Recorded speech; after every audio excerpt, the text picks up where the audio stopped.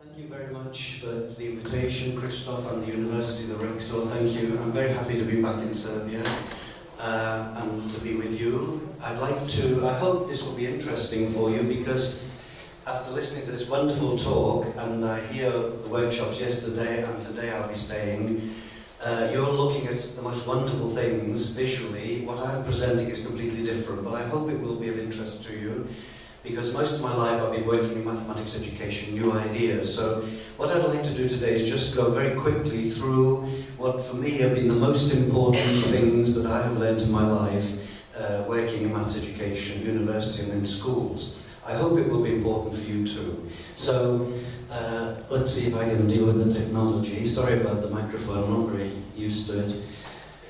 This is the title, The Living Body of Mathematics and Real Life. Well, that's a very dramatic statement. In the paper, which I think will be published in the proceedings later, yes? I do a lot more explanation of what this means, so I won't say too much today, and what I'm presenting today is different from the paper. So if you have a look at the paper, it has more information, a different discussion of how we came to get this idea in 1980 and before 1980. These are the areas that I'm especially interested in my career in maths education. If any of these interests are of interest to you, please contact me at my email address, because I'm very happy to keep in touch with colleagues. On Sunday we start our international conference in Montenegro. I'll mention that later. So I'm looking forward to lots of other people. Well, this is a big problem. We have a lot of wars on at the moment all over the world. We have a world which is full of conflict, and all my life I've been interested in helping my students to learn, but is that enough? We have to prepare them for a world that is very far from perfect, and this man, having read his wonderful book, The Pedagogy of the Oppressed, here he is. I promise to mention his name at every talk I give, a plenary talk I give, because this man is incredibly inspiring. He spent his whole life trying to help people to escape from oppression. If you don't know his work, please have a look at it. It's one of the things that I learned very many things from in my life. And I think a humanistic perspective is very important for us as teachers. Well, here we come to something much more fundamental. Thomas Kuhn, who invented more or less the phrase paradigm shift, which people use quite a lot.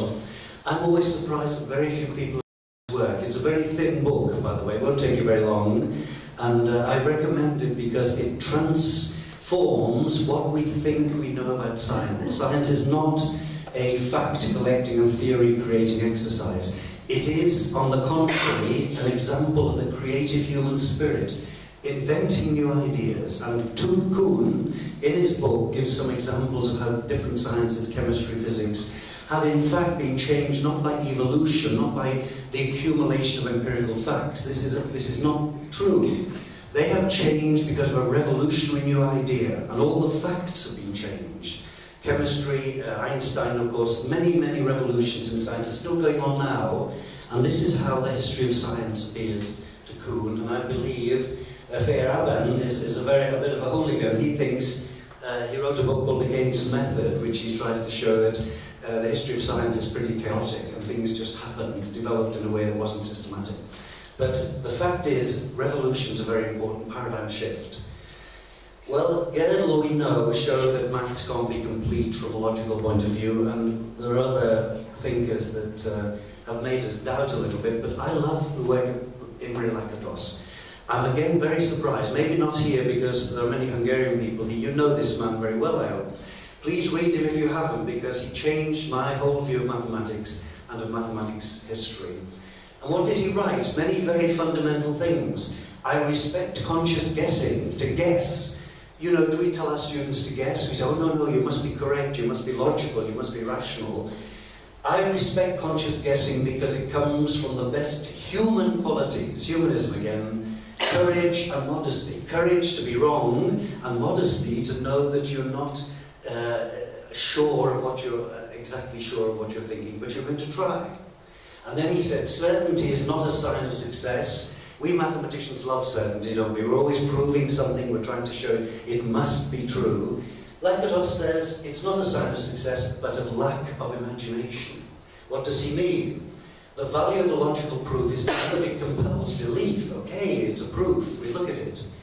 but that it suggests doubts. In other words, every proof we can ask questions about and go deeper, and we can use our human imagination to find something that the proof itself didn't tell us. So this is Lakatos, and this is a little bit of propaganda for my whole life. Change is possible, dreams can come true, and it's a good question. If we know from our work of our colleagues all over the world the best materials, the best ideas, the best teaching methods, in our opinion, of course, the best software now, why can't these be used tomorrow in our schools? Well, the good news is in my lifetime, I've seen this happen many, many times. I've seen ideas start, people said they were crazy, people said they wouldn't work, and these ideas were good, and they are now being used in schools in many countries. I quote Germany as an example later, where this fundamental idea of the living body of mathematics is now being taught in many normal schools, I mean normal in the not special, by ordinary teachers to ordinary students. These ideas are in fact accessible. Okay, so we have a paradigm shift in science and mathematics according to Kuhn and Lakatos. We also have a new paradigm shift in many innovative projects, which I'll describe very quickly in a moment, in teaching and learning. And we, in fact, in the last 40, 50 years, we have produced an enormous number of new materials and methods that can be used not only to educate, but as Paulo Freire says, to empower our students. And another aspect of this paradigm shift, which I think is very important, this finding the living body of mathematics means we find the way in which mathematics is used in real life, in jobs, in social situations. This empowers our students because mathematics is not just an academic exercise. Of course, it is also that. Mathematics is part of the real world. The statistics which show unemployment, the statistics which show financial disasters, all the use of statistics in the world is extremely important from a social, political, and we hope empowering point of view. That's one aspect of the living body that I'll mention in a moment in a bit more detail. So what are the implications of this paradigm shift for student learning and teacher education? Please forgive me, I'm putting up here what look like a lot of slogans. Believe, if you're interested in more information, we have an enormous amount. In 40 minutes I can't even give more examples. But I can assure you that the last 40 years we have accumulated so much material. We are very eager. I have some handouts here with a web page which has 13,000 teaching units that you can take if you're teaching in schools tomorrow and use in your classroom. I'm talking about practical reality because we have spent so long trying to make mathematics teaching relevant, motivating, using group learning, self-learning, self-assessment. These are ideas which are now quite widely used, and we like them because, why? When I was at school a million years ago when dinosaurs roamed the earth, I tell my students, and they're not sure whether I'm joking or not, mathematics, you know what it was like. It was a whole load of symbols. If you were good at it, you got your scholarships and you went to university. If you weren't, you suffered because it was difficult and it was boring and it was not motivating. Now, I'm glad to say the students of today have a very different kind of, even in many cases, in the paper I give some more examples. Holistic education means not just mathematics. Mathematics and science together. We started trying this in the 1960s in England, and this is now growing more and more popular. Only in special schools maybe, but at least it's an idea which people like. Integrating maths with real life. Finding in real life all the things that people are doing mathematics implicitly, not explicitly. They're not mathematicians or accountants, but they are taxi drivers, lorry drivers. I interviewed a lorry driver in Italy, and he said, oh, I don't do mathematics. And after we talked in the bar, of course, with a few beers, he suddenly told me what he did every day, and he was using mathematics all the time, implicitly for his job. And this is what we're trying to say. The living body is all the time being using mathematics all over the world, in Serbia, in every country, every developed country. So these references, you can just look them on the internet now. References are so easy with Google and so on. These are the projects that I'll mention very briefly because at the time we started, I was what you might call Chief Executive Officer of the SMP in England, the biggest curriculum development project in that country, maybe in the world at that time, apart from America. This completely revolutionized school teaching in England, and it did start to begin. We began then the search for realistic themes. I'm just checking the time. Sorry, otherwise, This search was only partial at that time, but we gathered together. Sorry, I'll come on to this in a moment.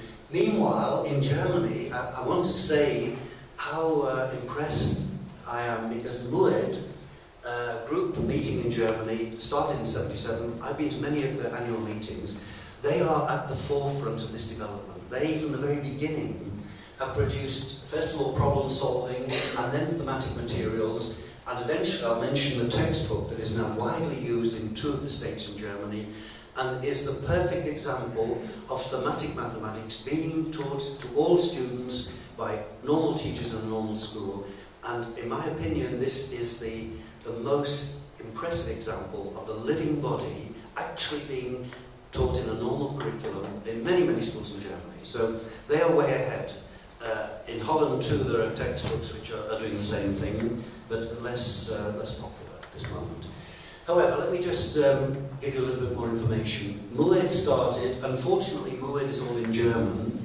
We've tried very hard, as I mentioned in the paper, to get it published, materials published in English and in other languages. So far, we haven't. There is a lot of material in Polish, which was developed by my late wife, and that material may also become published. We have a lot of material in English, which at the moment, even though it's not published, well, actually some of it is, it may well become a school course later. I really hope so. Although unfortunately the education system in England has been going backwards for 20 years, in my opinion, going back to testing formal mathematics and not going towards realistic mathematics. In Australia, there's enormous interest and a very, very strong, I mentioned in my paper, very strong emphasis now in many states on the living body of mathematics and not just the skeleton. What else? The Maths in Society project. This is where our story begins today in a way. This started in 1980 with people from those countries, etc. And we developed ourselves in 2 years. We forgot about the school curriculum. Let's call that the skeleton. This is a metaphor, a body and a skeleton. What we used to teach and learn before 1980 was basically the skeleton, the concepts, the syllabus. Nothing wrong with it. It was mathematics. But where is the living body?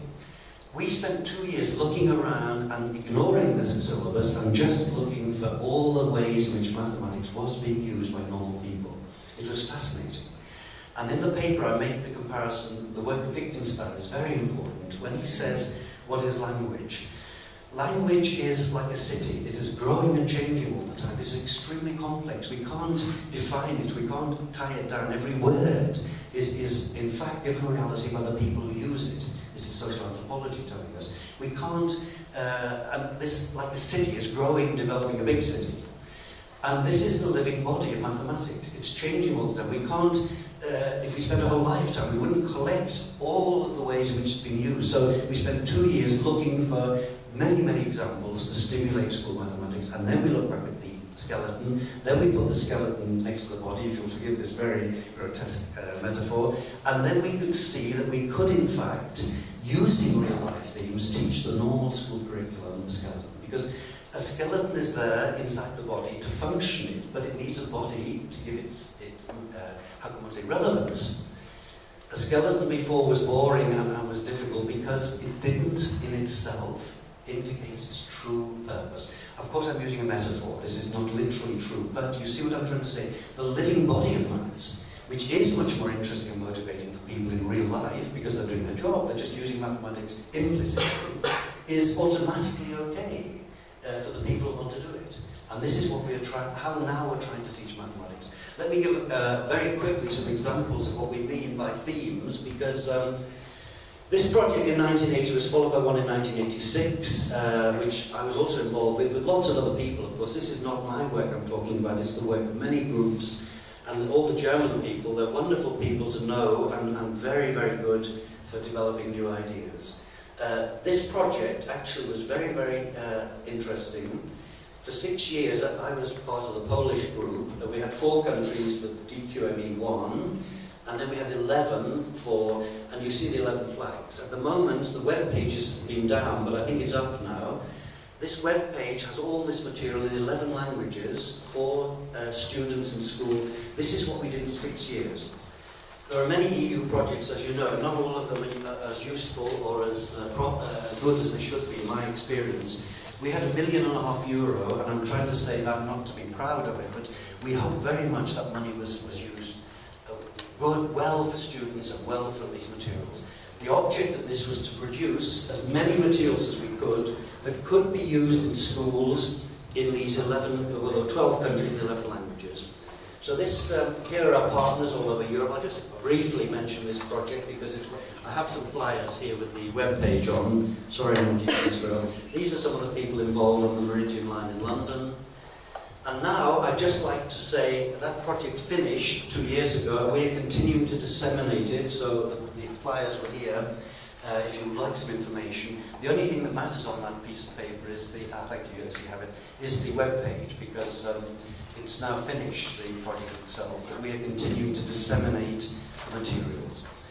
These are the conferences that 2014 Montenegro starts on Sunday this week. So I'm looking forward to that. And the group of people, we started in Egypt, and these are where we held our conferences over the last, 15 years. Just making sure I'm okay for time. Oh, I seem to have quite a lot. Is that right? Maybe I'll have more to say later. Unfortunately, I only linked up with Christoph a month or so ago, so and with Georgie, it was an idea that we could have tried to combine these two conferences. Next year, a conference, I should have put it here, is being Catania, Italy. You're all invited warmly to come. It'll be about September. I'll send information. If you write to my email address, I'll be happy to keep in touch about this conference, because it's a continuation of the groups that I've just been talking about in the projects, who are developing many, new ideas: maths education, science education, statistics education, and computer education. Mainly maths, but any of the others. We have a lot of papers this year. Christoph's paper, I'm glad to say, Georgie, sorry, you're the principal author, it's on your name, is in the programme and in the proceedings. And we're very happy. We're just sorry Christoph can't make it this time. But next year, if you're interested in this work that our project has been doing since, actually it started in 1986 with a British colleague, an Indian, and myself in Bahrain of all places, and we started a project to try to implement new ideas in maths education, especially the living body, and find it and use it and disseminate it and get it into schools. These conferences are, this one will be 150 people from all over the world. As I said, please, if you can, keep in touch, and I'd like very much to welcome you next year to Catania. We have been there to look at the place. We always meet in beautiful places. When you opened your bedroom window in Egypt, the curtains, you saw the pyramids. Isn't that wonderful? In Jordan and these other places, this was by the Great Barrier Reef. What I'm trying to say is we meet in beautiful places because people can relax. If you meet in a place that is negative, you have negative feelings. We believe people are important and our emotions are important. So we gather together as a group, we try to keep ourselves, together without too many distractions from me, so we can talk together, think, have time to relax, away from our normal life. It's deliberately designed to be a conference to stimulate our ideas and to give us plenty of time to communicate. For many, many people, we have people from China, Japan, USA, New Zealand coming next week. I'm looking forward to all that stimulation. It's also very exhausting, of course, but still, that's life. So, please come next year to Catania if you can. You're very, very welcome. Let's continue with that theme. We created many thematic units as booklets. I didn't bring any along because I couldn't get them on the aircraft with my weight limit. But if you write to me, I can send you a lot of electronic copies of these materials if you're interested, and they're on the webpage, of course. What are these themes? Survival, very important, survival in the wild. Travel, everyone travels. We have a business trip to Hong Kong, done of course by a woman, not by a man, because we're not stereotyping people too much. This lady has to go from Australia to Hong Kong. What happened? She has to plan everything. It has to be done. It's mathematics. She has to, and we get kids to do a one-week project. They go to the travel agent. Now they go to the internet. They choose a hotel in Hong Kong. They cost it out. They find out how much the flights are. They compare. This is all mathematics. It's interesting, and it's actually practicing the mathematics at a set level. So this is a wonderful theme that's been very, very. All these things have been popular with kids. Business trip to Hong Kong, and then there's travel is another one. Housing, fantastic. The Moet group in the textbook, which I'll mention in a moment, did a wonderful unit on housing. Everyone lives in some sort of accommodation. the shape of houses, the geometry, how you build them. The German people did something very important. They went to a real architect and builder, and they asked him what he did.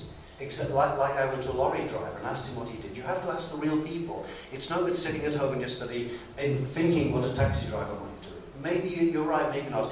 They went to this architect and this builder, and they were very surprised. What he actually did was much more interesting than what they thought, and full of mathematics. So this is the way, this is the real body, the living body of mathematics. This man every day is building buildings with mathematics. Kids love it. We have lots of pictures. By the way, this conference on visualization, fantastic. I'm really happy to be here because from the very beginning with SMP in England, we have been visualizing our maths materials. A picture speaks 1,000 words. Children love pictures. Not just for entertainment. There are many bad textbooks that put a picture which has nothing to do with the mathematics. This is not good. What is good is to have a picture to show someone, maybe an individual, and you follow his story. It's personalization through the unit, and it's very real. We have an astronomer, Jan, who is in Poland. He is an astronomer. He is doing his work. We follow his life. He goes to America to this, whatever it's called, and they're looking for asteroids, and they're trying to make sure they don't hit the Earth, or if they do, what's going to happen. It's all mathematics, obviously. And as you would expect, we have a nurse, Justina. We follow her story. We have a businesswoman. We personalize and visualize everything as much as possible. And children, in my experience, are highly motivated. And it's very relevant because they live in houses, they go to hospitals sometimes, they read what they see on television, all the things that the real world, the living body exists. What else? Machines, fabulous unit written by Andy Gamble from Canada, a brilliant book. By the way, I didn't write many of these. These are a collective effort of all our friends and colleagues. So I reckon art, well, we have 3 or 4 on art, and have a look at them. They're rather primitive compared to what I'm seeing here today. I only mean primitive limited, but they are still very stimulating. Art is wonderful. Kids love it. And it's mathematical. We teach transformation geometry from all the Muslim, they can't portray human beings, so it's abstract. From Spain, from Morocco, from Malaysia, we take pictures of these, and they learn transformation geometry by looking and recreating these patterns. So at the school level, it's very successful, very motivating. I'm giving you example after example. Architecture, obviously, agriculture, very, very important, and so on and so on. This list goes on. We've maybe 100 themes we have produced that are different. I'll just check the time if I may. Yes, 11, yeah. If I've got the time wrong, please stop me. There's nothing worse than going over time. In our conference in Montenegro, we have no tolerance, you know. We have a yellow card which says 5, and then we have a red card which is 1. And why? Because we respect each other. No one should go over the time because the next person is missing out. Sorry, that's nothing to do with talk today. What do we have? We don't just have everyday life, we have history. I wrote the story of Xenophon based on the real story, full of mathematics. Because when you have an army and you're traveling across Asia Minor, you have to feed them, you have to pay them. It's all done by calculation, as well as all the fighting, obviously. The life of Captain Cook. Well, Captain Cook, he used geometry all the time. He's one of the best, what do they call, navigators the world has ever seen. And all his work is about angles, about measurement, and it's very difficult at sea to measure things, as we know. So fascinating work, and his life story personalised. The Life of Captain Cook, Merchants of Venice, is a fictionalised account based on the idea of investing money in ships that go out of Venice. If they come back, you make them a lot of money. If they don't, you lose. It's risk. It's in everyday life now. We have all this, the same thing happening in business. But this is based on Venice in the old days when it wasn't really an amazingly financial capital for this kind of investment. So mathematics, again, full of maths. But full of people and how they work and how they relate to each other. Creative fiction. I took some Sherlock Holmes and we invented some stories in which he solves crimes using mathematics. Timetables. He catches Moriarty by going trains down to Italy. It's not real, of course, sorry, in the story of Sherlock Holmes. But it is a very, I wrote them with Peter Stevens from Australia. Very stimulating. Kids love creative fiction, many of them. So that was another success. Business trip to Hong Kong. I mean, Tale of Two Cities is about a Hungarian person who goes to New York, a young girl, And she has relatives in New York, and New York is a grid city like this, and I have a map of Budapest like this, and someone is in Budapest like me, doesn't understand where the Hungarian, how do you know how to get from here to here? And this Hungarian gentleman said, oh, you go 3 this way and 2 that way, yes? And this is coordinates. We introduce coordinates through locating your position in New York, which is highly coordinated, Manhattan, coordinated city. It's First Avenue, 2nd Avenue. It's coordinates. We introduced, for the very first time, coordinates in this context of these people visiting each other. Budapest was interesting. When I was at the ICME conference, we had a map of Budapest, which a beautiful map, and it's very visual. And this is the idea that you stop someone in the street and say, you know, point to an address, and what can they say? They say, you go this way, 4 streets, and then you go left, 3 streets. Coordinates. So maybe it sounds funny, but kids do like it actually. I've been teaching many years. And it is an example of something where we can, it's fictional, obviously, or maybe it happened to me when I was in Budapest, but you know, it's a kind of, like Sherlock Holmes, it's something that is entertaining, but is in fact quite real. Now what do we do next? So press one of these buttons, okay. Here is a very, this is a draft version of, I wanted to give you one example. This was done by hand. Later you have a printed version, but it's highly visual, highly personalized, highly mathematical in the implicit sense, calculating cost of living, how much would you spend in Hong Kong, how much does the flight cost. I mentioned this before, now we do it by internet of course, but this was the early version of business trip to Hong Kong. So, in a way, I've said most of what I like to say. I'll leave a bit of time for questions. That might be valuable, and I have 15 minutes left.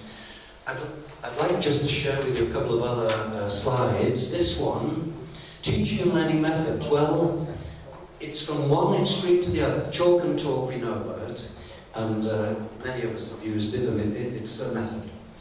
Group work, theme work, project work. Now, I was coordinated a 6-year project in England in the 1970s, SMP 730, completely individualized, and done in a way which we thought was very multi-paced, and we hope was very successful, because individualized learning has its strengths and weaknesses, but anyway, it is a way of teaching. Distance learning, we know in Australia, many countries, Brazil. I'm just putting here a whole range of areas that we have been involved with. Now this is what I like, integrated into listen, read, write, if you can do it. There was a school in Germany where they just met every morning, all the students, and went off to the library and did projects, just like that. It needed more teacher time, it needed more money, but it was very, very successful school. Team teaching, self-learning. Now this is very popular now, I'm glad to say. Self-learning and cooperative learning. There's a method called the expert method, sometimes called the jigsaw method, which is a way of doing group learning, which we were developing in DQME. I very highly recommend it if you're teaching at university level too. It's very successful because the students teach them each other and themselves. And you are the facilitator. You're not standing up here like me talking and everyone is listening or doing their emails if you know you're not so interested in what I'm saying. The point is cooperative learning and self-assessment, whatever it's called, self-learning, is very, very effective and extremely motivating because children are helping each other, they're constantly interacting. I went 3 times as visiting professor to Brazil with a remarkable man, lots of heroes in my life, people I admire, you know, Kuhn, Lakatos, but this man, Roberto Baldino, he's really my hero. I wanted to go and work with him permanently. He developed something called SAG, Solidarity Assimilation Groups, and that is one of the most effective ways of teaching in a very clever way. I can't describe it all now, but can I say, if you're interested, please drop me a line, I can send you information. It is an amazing, I saw it in action. I must say, this man is a Marxist, and the way he teaches is very egalitarian. But it's not a political thing, it's about treating every student, and they meet together and they decide things together. It's not about dictating to them, and they choose whether they do this method with them or not. It is an amazingly effective method. At first you think, hey, this doesn't work, and then when you see it in action, you realise why it works and why it's so good. He's been doing it for about 20 or 30 years, and it's proved itself. But if you're interested in that kind of assessment, please email me, and I'll be very happy to give you more information, because he is a fabulous, very, very nice man. Well, here's some, these are actually doing the so-called expert method. Now, my doctor was actually in sociology and history. I better confess that now, so you don't think I'm a mathematician or anything important. But cultural models are extremely important, obviously. And the Western model is so dominating now, we tend to forget. When I lived 20 years in Australia, I went to Aboriginal communities, and the Aboriginal way of life is still being done the same way it's been done from the very beginning of the civilization. It's very complex, it's a culture, very, very 100%, in a way much more integrated than our Western culture. Maoris, I went to New Zealand a few times deliberately to see Maori education because they have a treaty. The Maori and the Western education are equal in law in New Zealand. Very successful cooperation. Well, unfortunately, Islamic world now is getting very bad press, but if you go to Islamic countries, I was in Malaysia a few times, they're very good, most people, as usual, are very good people and certainly don't want to harm anyone else. The way they educate people is quite different, as I'm sure you know if you've been there. Multiculturalism, in Melbourne, Australia, where I lived for 20 years, multiculturalism is very, very important because they have people from all over the world attending schools. It's called blended education in South Africa. Very, very big problem, but at the same time, a big challenge for teachers. And I'm still involved with a project in South Africa, which we'll be reporting in Montenegro, where we're trying to help improve teacher education at UNISA, which is the biggest teacher training university there. Well, there are religious communities that educate, there are hippie communities, there's the Rudolf Steiner School, which I love the Rudolf Steiner School. I wanted to teach in Melbourne, I was too old. Can you imagine? This was 30 years ago, by the way. And because they wanted very young people to come in. The Rudolf Steiner School, in my opinion, is one of the best ways of teaching. You have to pay for it, unfortunately. And it's based on a way of recreating all the cultures from the Babylonian, the Greek, the Roman, integrating into education. But the thing I like about it most is there's one word that describes this education. That word is love. The teachers have love in the general sense, love for their students, and the children love. No one does any test in the Rudolf Steiner School. No testing. You think, oh my God, how is that possible? Well, logically, if you teach something well enough, it doesn't need to be tested. And secondly, when you teach the continuation of that subject, you then find out what they didn't, and you can remediate. So in Rudolf Steiner School, the children at the end, they perform equally successfully, if not better, than comparable schools with all our testing that we did. We're obsessed with testing. And in a way, it's a kind of, in my opinion, it's a myth. Because as I said, if we teach effectively, then it's proved in the next stage that a student can implement what we did in stage one. Why do we have to test it every week, every 2 weeks? It's a question for us. I'm not trying to, change your opinion or anything, but it is a very important question. Now, I just want to finish on something that I discovered the other day, something new about, and I'll leave a bit of time for questions, I think. Yeah. The last slide is one of these propaganda things. This is about assessment. Rudolf Steiner doesn't do any, and then you have lots of ways of assessing. Here we are. We're all, it's not very clear, so 3 little mice, like every teacher in a school, every person in the university, we're alone in a way in front of our class. There are lots of problems in education. How can we deal with this labyrinth? Thank you for mentioning labyrinth today. Well, this is, of course, a little story. The first thing these mice do is they have to get together and work together, talk. That's why we have conferences. That's why we have our conference next week. We are discovering we're not alone. There's 150 little mice gathering together in Montenegro next week. We're all going to be discussing how to solve this labyrinth. But wait, how do they do it? What do they do? Well, this was from Gail Burrell. You may know this lady from America, a very nice lady. She gave me this. Well, this is the way they solve it. Can you see it? Is it clear? They're standing now, metaphor is very good. We have to stand on each other's shoulders to see the labyrinth. In other words, we need each other. This is the message. But I discovered something from Jerry Baker the other day. He sent me from this guy, you probably have him on your mailing list. He sends lots of things. A very beautiful little one, a very funny one that I added onto this. This is my story, how we help. But wait, technology has come along. So just have a look, I'll finish with this one slide. Have a look at it and see what you think. Follow me. I've got the GPS. Now, these 2 mice, is this true or not? Well, technology can be very helpful. Maybe it will help us sooner. And I've spent all my life looking at technology, trying to find good stuff to use.